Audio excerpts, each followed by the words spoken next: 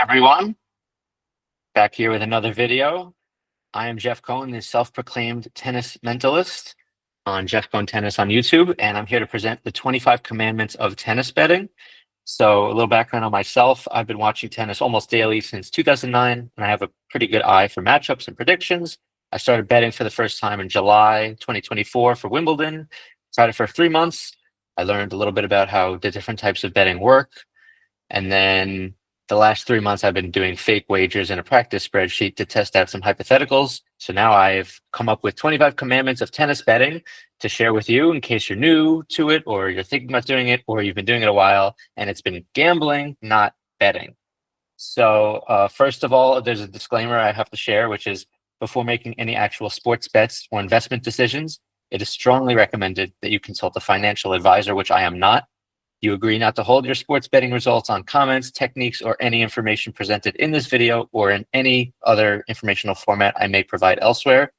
All the information provided is for educational and informational purposes only based on my experiences. Hypothetical, simulated, or past performance results do not necessarily represent actual future bets, and there's no guarantee that any account will achieve profits or losses similar to those shown in the information I provide.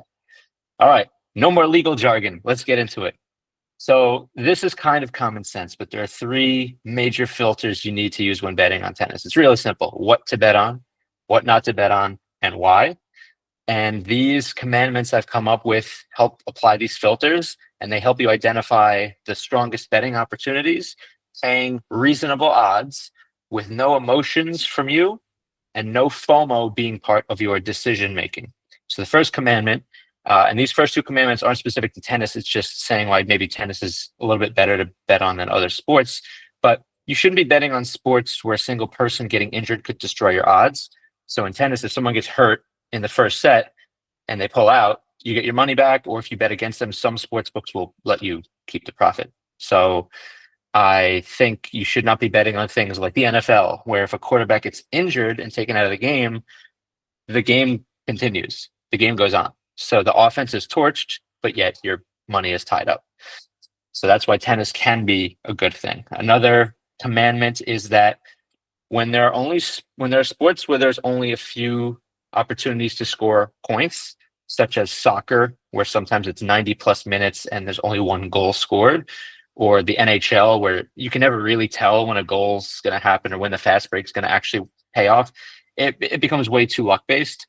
And so that's why tennis is a little more reliable, because the scoring system allows you to kind of navigate the matchup in your head ahead of time. All right, now we're on to tennis-specific commandments. So commandment number 3, do not bet when weather conditions are horrific. Yes, I am telling you to look at the weather forecast before you bet. And this means you're going to load up the city or region where the tournament's taking place. And you should be looking not just at that current day's weather, but the next day, because if it's going to rain that first day and potentially they're only going to play a little bit of the match and then have to come back the next, you want to know how the whole thing's going to go. So an example of weather that was really bad unexpectedly was Cincinnati this year, 2024, because I don't remember Cincinnati wind being a huge factor in who won the match. Like, there was always wind, but it's never really that challenging. And this year you saw all the top guys who are normally really consistent baseliners like Sinner and Rublev. They couldn't make a ball on the court. You saw when Ben Shelton played Zverev barely got the win, and Shelton was just keeping the ball slow to Zverev's backhand, just floating the ball, and Zverev was just framing so many forehands, and it got super shaky and super not trustworthy. So that was something that if you had known ahead of time how bad that would be with the really fast court and the wind, you might not bet on a Zverev match, knowing that if he gets rushed or if it's too slow, he's not going to be able to judge the ball perfectly. It's got to be like the perfect ball for him to do really well, or he's going to have to win in a really tight match.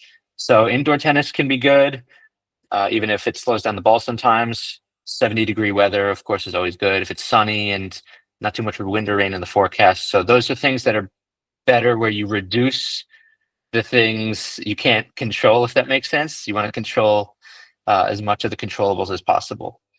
Commandment number 4. So I'm telling you, do not bet on challengers, futures, ITFs ever. If there's a PTT and you can bet on it, don't do it. If you can bet on a local high school match, don't do it. And unless it's Lerner Tien, but Lerner Tien's going to be top 100 very soon, and he's probably not going to be playing challengers anymore. So the reason I say it is because these guys are so much more inconsistent on the Challenger Tour than on the Pro Tour, even if it's the same player.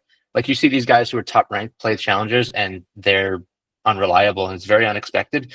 I think part of the reason is because the conditions aren't great at these tournaments. They don't get the best hospitality that they're used to, maybe. They're not in the best locations. They're just grinding to win a few points and a little bit of prize money. So maybe they don't have the fire all the time. It's hard to explain. Also, an example is there's no Hawkeye at almost all of these tournaments. And when there's a bad call, these guys really go off the rails mentally. They talk about the mental game, but these guys, for whatever reason, have no mental strength, except Lerner Tien. So one example is Elliot Spizzirri. He played Shelby on, I think it was an indoor hard court, and he won one game total. And then the next week or like 2 weeks later, he plays him and beats him. And it just, there's no rhyme or reason. Like you may know your players that you're betting on, but you in the challenger format, you have no idea. You really think you do, but you don't. So don't even try it. Bet on the actual ATP tour if you're going to bet on tennis. Now, this one's important because people have gambling addictions, and not even an addiction, but they just feel like they want to make something more exciting. So they'll bet on something just because there's a match going on. It doesn't mean you have to bet on it. So one example I give is the end of a tournament, right? Like if it's Sinner against Alcaraz, maybe. It's a super exciting matchup against two very strong players. And you feel like, oh yeah, Alcaraz has the edge this time. Well, you don't really know in the long run how it's going to pan out. So just because the match is going on and there's no other match that day because it's a final, like there's nothing else but that match, you don't have to bet on it, right? You really shouldn't. You should be thinking about it first and running the analysis. So I think what's really good to bet on is qualies, if you're allowed to, if your sports book lists the qualies matches. And I think the beginning of a tournament is good. A lot of times you worry that these guys may be coming from a different location or they're not used to the conditions yet. So maybe they're not going to be as performant. But I've found that usually you can find the upsets easier at the very beginning of the tournament. And you know who the informed guys are that are at least going to win one match and probably not lose until the second round. So, or the third round if they have a bye. So I think the beginning of the tournament is where you want to focus your attention. All right, this one's about doubles. I don't think you should be betting on doubles, but if you do, there's a few parts of this one commandment here. So if there are top double specialists playing other top double specialists, for example, if Ram and Salisbury are playing Bopana and Ebden, you shouldn't be betting. It's kind of a toss-up. You don't really know. And the odds aren't really that good. They're always kind of close, but it's never really going to make you a profit. So not to bet when these guys play each other. And then I would say if you see you think it's a mismatch because there's double specialists playing singles guys who don't play any doubles, you're not always right. So one example would be Nicholas Jarry. Okay, Nicholas Jarry is not a doubles guy. His volleys aren't good. And his improvisation and his movement are not as good as like a doubles player would be on a doubles court. But because he has power, it doesn't matter, right? His serve, his ground strokes, his returns destroyed some of these doubles guys in 2024. The few times he played, he destroyed some guys, especially in 10-point tiebreaks. These guys are really clutch, right? Because they're singles guys. And the doubles guys, sometimes if there's too hard a shot hit at them, they hit volleys that are more like floaters, and they set up another shot that someone can attack. So I would say stay away from when these guys play very powerful singles guys with weapons. And the other thing is if you're betting on a doubles match and you're picking the favorite, like if that's how you like to bet, is picking favorites, try to find tournaments where the format is a full match. So it's like a full 3 sets or a full 5 sets. I don't even know did they even do that anymore? And try to make sure that the third set, if there is one, it's not a 10-point tiebreak and it's a full third set, because the 10-point tiebreak and the no ad scoring heavily favors the underdog just because they don't have to work as hard and it's a bit more random. And if there's one of the better players between them, they can basically get more points on that guy's racket. So the math works in their favor if you're the underdog. I still don't think you should be betting on doubles though. All right, this one, hopefully it's not too controversial, but don't bet on women's tennis or the WTA unless you really understand the players you're betting on. And there's a bunch of reasons. First of all, they're not serving as big or as accurately as the men, so the games wind up being a bit of a toss up or a bit of a grind sometimes, and sometimes really random results. I think they're not as consistent a lot of the time because they're not hitting high with spin. A lot of the women are hitting these low flat balls, or they're getting really low to the ground, and they're also shorter. And so when you're playing low and flat, the ball doesn't have as much opportunity to drop down, and it's going to hit the net more. And there's a lot of missed time shots too from that. So you don't really know what you're getting.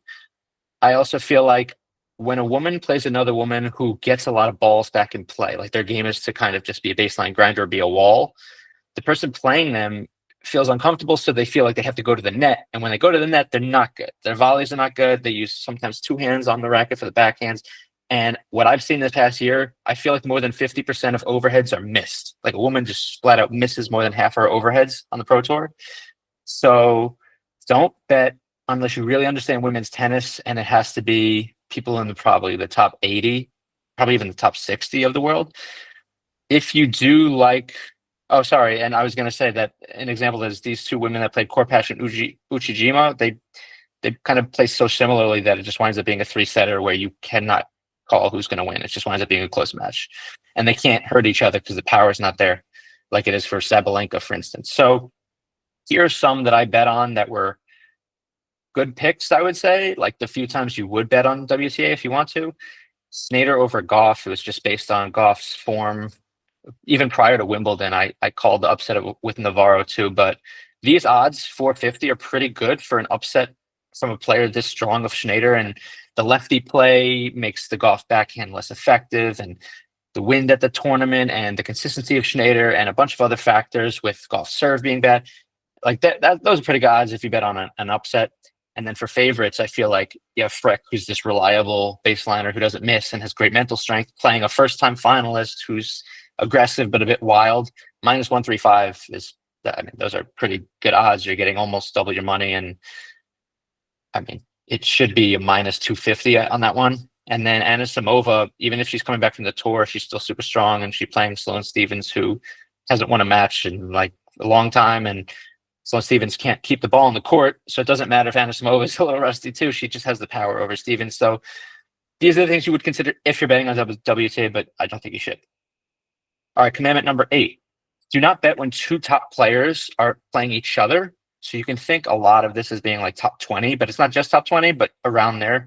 So, for instance, if Fils and Zverev, who are both in the top 20, are playing each other, or Fritz versus Zverev, Musetti and Cerundolo, or at the World Tour Finals, they're all top players, so they're always going to be playing each other. You really can't call these matches as well as you can when there's a mismatch. Even though the odds, of course, are worse on the mismatch, it's still better. You're going to do better than trying to get these matches right. Like, for instance, Fritz Zverev, everyone was saying, wow, Fritz beats Zverev multiple times in a row, but all of those matches were super tight, and there were multiple tie breaks that Fritz had to clutch out. So, and they're saving a lot of break points. In the end result, it looks like, oh, Fritz has his number. No, he doesn't. He really doesn't. And so these are two examples I'm going to do a few times today, but Coric and Draxel, that's a mismatch, and Hanfman Martinez on hard court, on fast hard court, huge mismatch. So I'll explain those two in a bit. Commandment 9, if there are two guys playing a match and they're both the home crowd favorites or locals, like two Frenchmen playing each other in France, fine. I don't really love that. But if it's one Frenchman against a non-Frenchman, that I don't like betting on the non-Frenchman there unless you're super confident. So it's not like a guarantee that the person who's local is going to win with the crowd behind them, but it makes a big difference. So we just saw with the Paris Masters, Hugo Humbert, who's a pretty normal, calm guy, normally doesn't really make noise when he plays. All of a sudden, he's making noise on every shot. He's using the crowd every point. He's cheering the opponent's double faults, and so is the crowd. And he got to the final by doing that, right? He's a good player, but he never got to the final otherwise. So, and then Benny Schultz, as I like to say, he played two Frenchmen back-to-back. Moutet, who he struggled to get through that one. Really, just at the last second, break serve in the third, and that's how he finally gets through the line, over the line. And then he plays Kazoo and loses. And it's not like Kazoo is bad because he's not, but you would expect Ben Shelton not to just struggle this much on a fast indoor court, on a hard court. So it's not to bet on these things when they're not on their home turf and they're at the opponent's home turf. So Alcaraz FAA is a good example at Indian Wells. It's a neutral location, and Alcaraz is coming back to even the head-to-head. And you like to bet on Alcaraz, fine. Then this one, Felix is out of form. It's a decent pick. Now, similarly, if the crowd is just a wild crowd in general, doesn't even matter if it's for their home player, don't bet on these things that much. Like Davis Cup, Rio, Madrid, Rome, French Open, US Open, Paris Masters. These crowds are pretty bad. Like, I don't think they know tennis. I think they just like to get loud.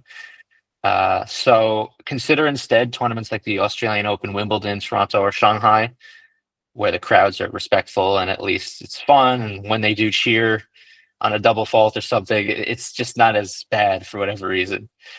Now, commandment 11, don't bet on unpredictable players or head cases. I think we know who some of them are, but maybe not all.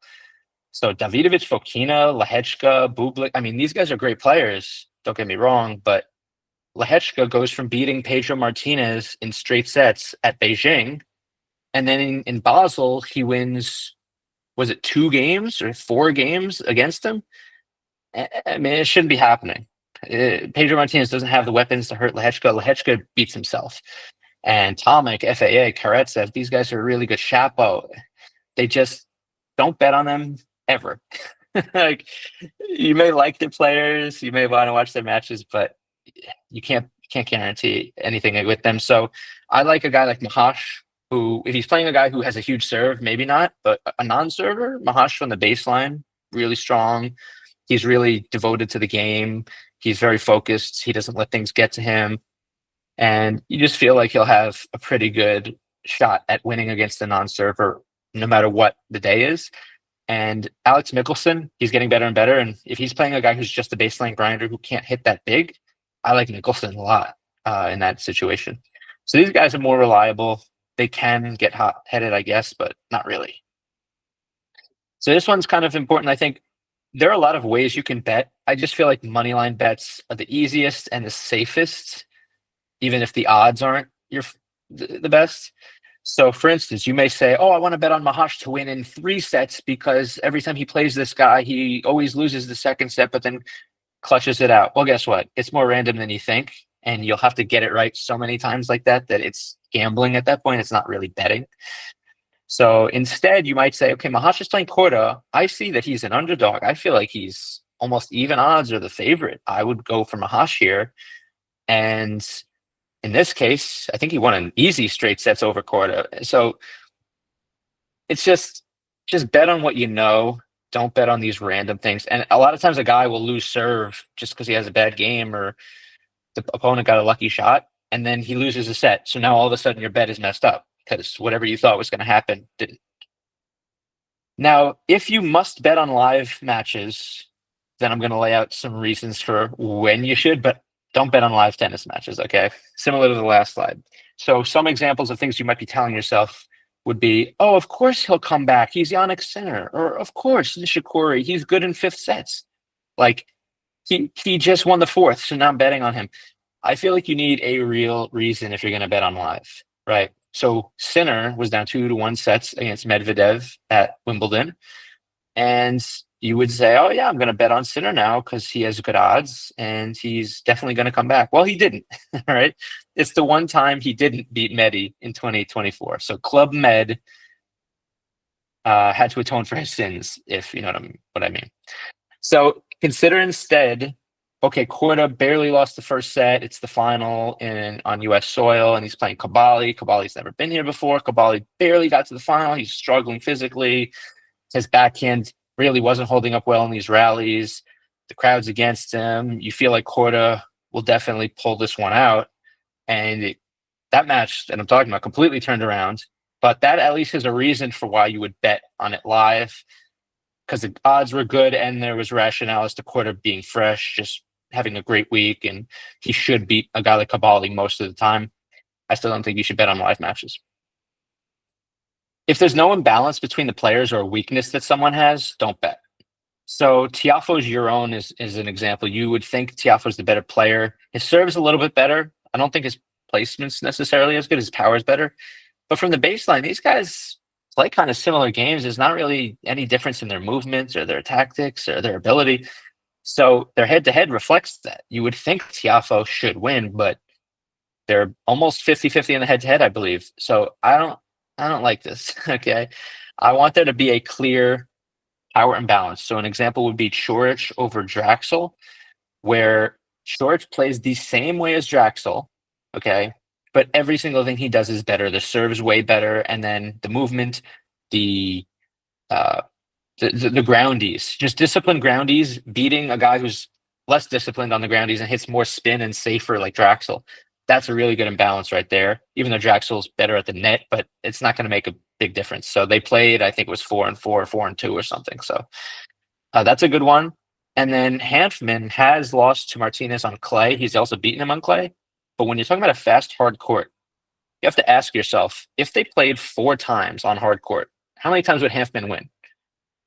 You would think it's at least 3. I actually think it might be 4. I would think one in every 5 he'll lose on a hard court, and especially a fast one.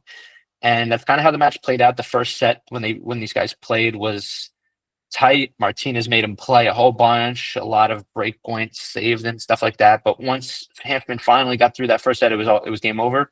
And it's because Hanfman's serve and groundies are just on another level compared to Martinez.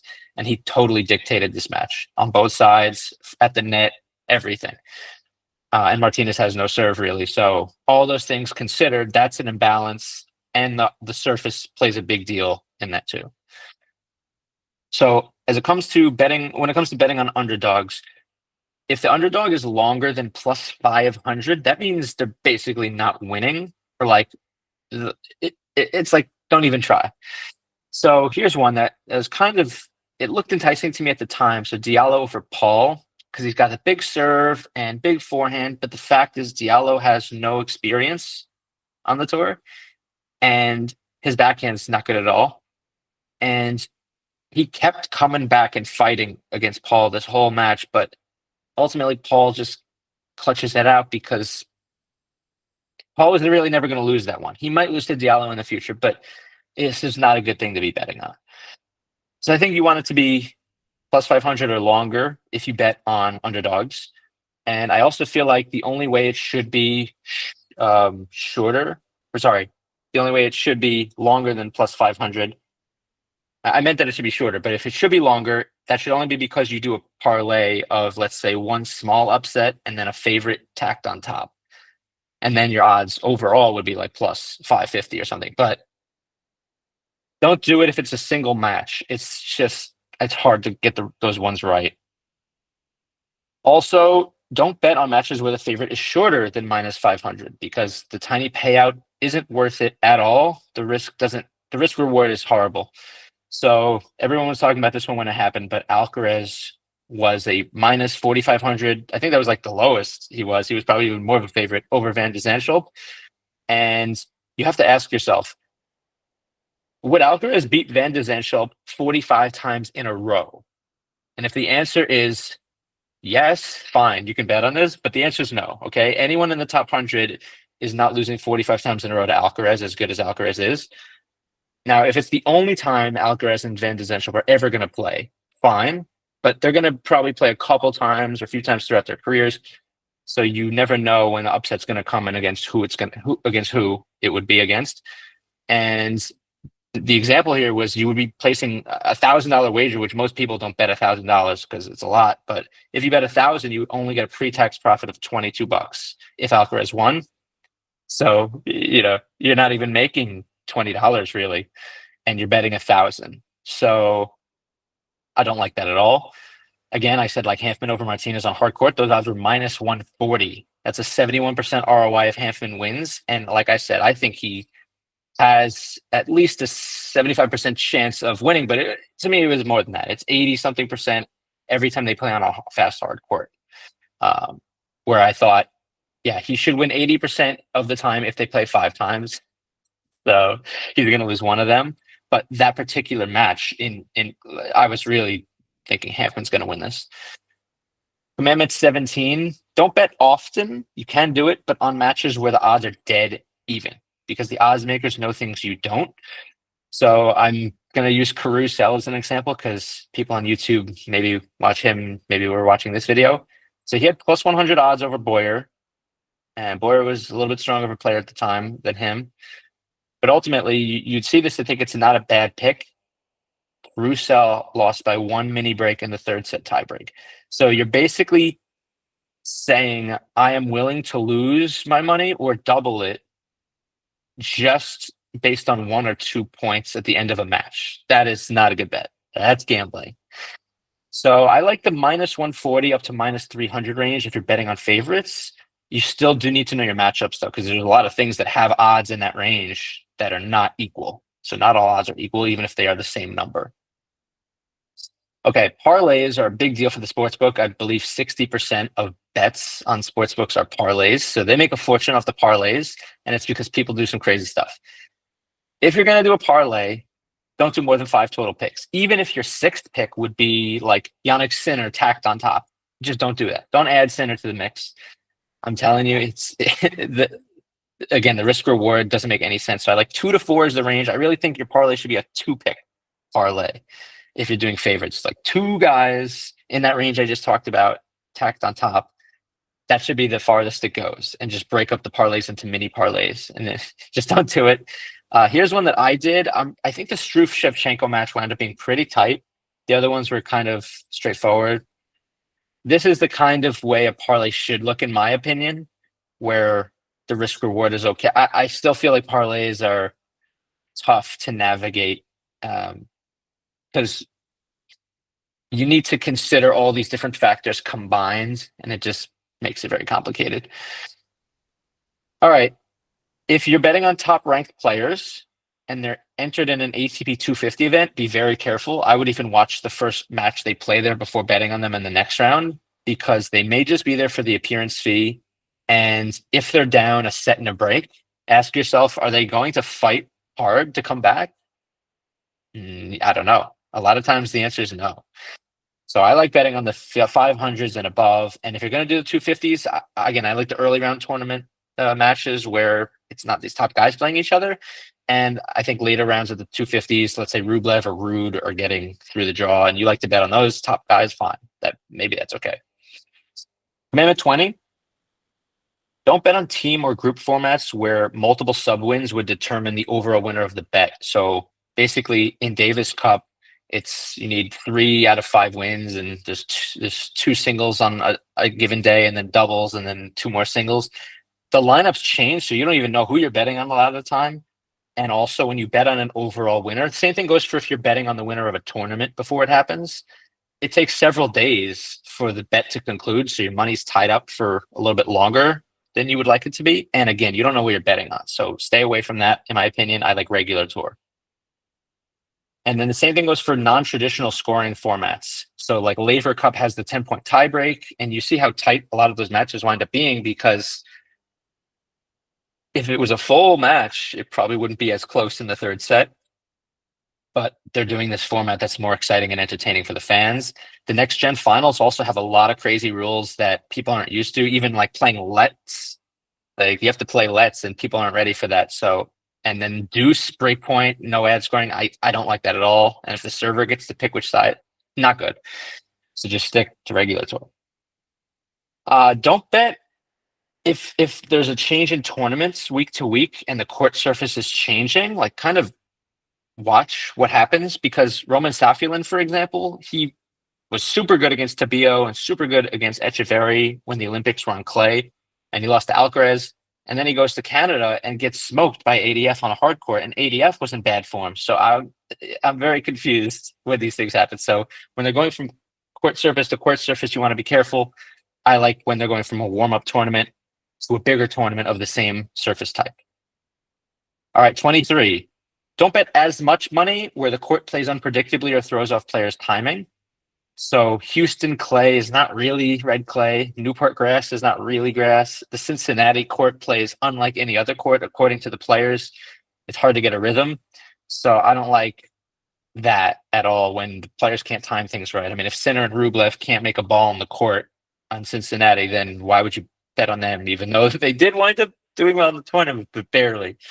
So I like Indian Wells, Wimbledon when the grass is a bit worn in. Those are kind of the things I think more about.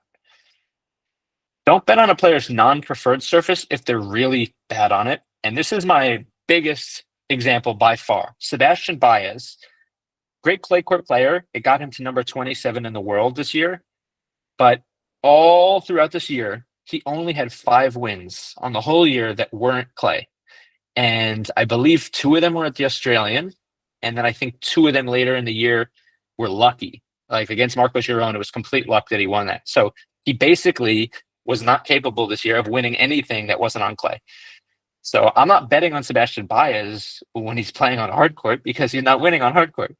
Now, would you bet against him? I think that's not a bad idea. De Minaur is not bad on clay. Dan Evans is not bad on clay, but compared to their normal level, they are bad, if that makes sense. So if they're playing a guy who's not that much worse than them, I would be afraid of that. And Musetti on hard court, he just can't hit through the court. He doesn't have the power to just he's all about craftiness and all about playing long points, and he maneuvers around the court in such a way that on clay and grass, it's very effective. But on hard court, he has a long way to go to improve. So I would not pick him on hard court. He had to fight off match points to get through Kekmanovic at the U.S. Open. So you would expect that to be a bit simpler in a 3 out of 5 set match. And finally, don't bet as often on clay if your pick's differentiation happens to be that their serve is really big or they just have flat power in their shots. So guys like Hurkacz and Opelka, they have had some good results on clay, but overall, their game gets a bit reduced because of the clay, because of the fact that the opponent has more time to get the serve back. They can slide into shots, and the way the balls bounce a bit higher, in theory, goes into those guys' strike zones, but also it makes it less comfortable for them because they're not as used to it. And you can just prolong and extend points on clay, and it hurts these guys' power game. Unless it's Robin Soderling, most of these guys have a tough time adjusting to the clay. So Tsitsipas and Ruud, again, I don't love betting on top players like this, but Tsitsipas and Ruud clearly on clay don't have an issue. So you don't have to worry about that with them because they're adding shape to their shots. They address the ball perfectly when they come up to it, perfect diagonal lines and cuts, and even using the slice smart on clay versus a lot of people who have no idea what they're doing with it. So I like that. Anyway, those were the 25 commandments of sports betting specific to tennis. Please like and subscribe Jeff Cohn Tennis on YouTube, and let me know what you think if you want me to make any other videos in the future on any other types of betting.